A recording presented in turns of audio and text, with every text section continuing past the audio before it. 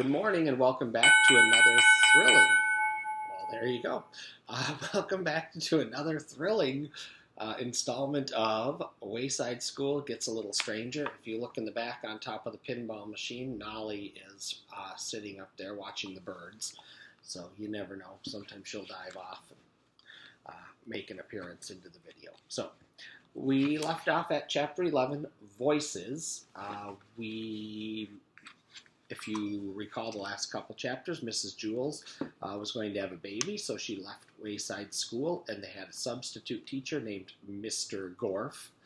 And they were all afraid of Mr. Gorf because they assumed maybe it was the husband of Mrs. Gorf, or it was the something, anyway, related to Mrs. Gorf, and so they were all on their best behavior. But then Myron and Joy got into an argument and kind of let it slip that they were the ones who got rid of her, but they didn't think Mr. Gorf, the teacher, was around, and then come to find out he was in the closet the whole time. So that's where we left off. Chapter 11, Voices. "My name is Mr. Gorf," said the man who stepped out of the closet, and surprising as it may seem, the children weren't afraid. It was his voice. His voice was full of comfort and wisdom, like an old leather chair in a dusty library. It didn't matter what he said. It just felt good to listen to him. There's a lot of figurative language, the way they describe voices in this chapter, which is called Voices. Like in this one, his voice sounds like an old leather chair in a dusty library. So there's a lot of just something to look for, how they describe the different things people said. He was a handsome man with neatly combed brown hair and clean fingernails. He carried a brown briefcase. Nobody even noticed that his nose had 3 nostrils. "Since I'm going to be your teacher for the next few months, let me tell you a bit about myself. I was born in the Himalayan mountains in a town called Kathmandu." "Kathmandu," said Terence. "Cool." Everyone laughed. They weren't laughing at Terence. There was just something about the way he said the name of that city, and there was something about the name of that city and the way Terence said it. Terence's voice was like a rusty drain pipe. "Have you ever been married?" asked Allison.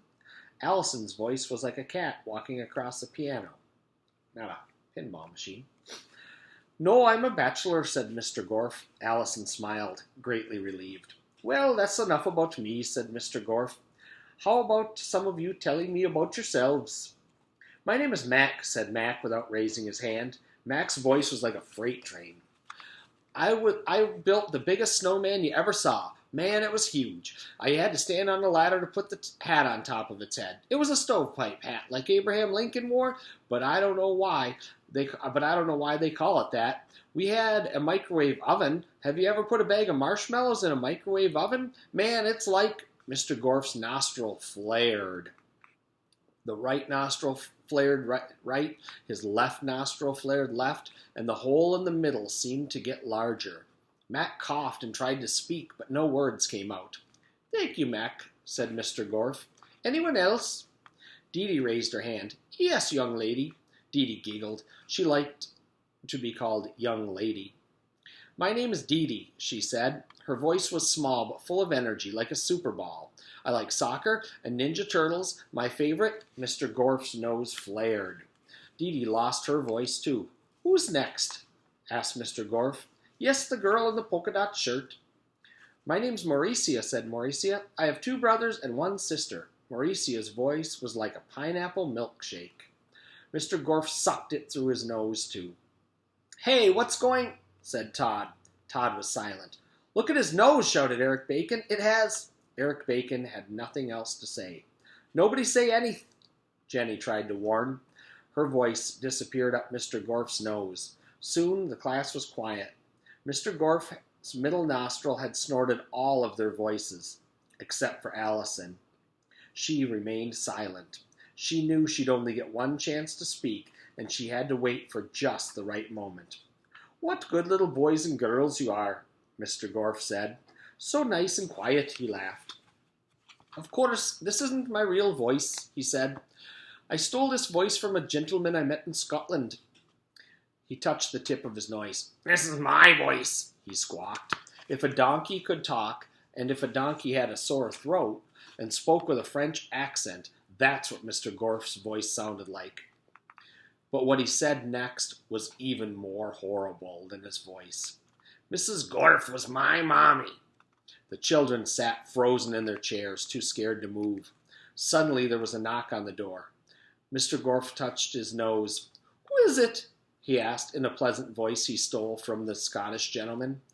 "Miss Mush," said Miss Mush, from the other side of the door. "I came up to say hello and welcome you to Wayside School." "That's very nice of you, Miss Mush," said Mr. Gorf, "but we're very busy right now. Maybe we can get together for tea and crumpets sometime." Miss Mush giggled. "That sounds lovely," she said. "And by the way, Mr. Gorf, are you married?" "No, I'm single," said Mr. Gorf. "So am I," said Miss Mush. "Miss Mush!" shouted Allison. "Help! Mr. Gorf is taking—" Mr. Gorf's nose flared.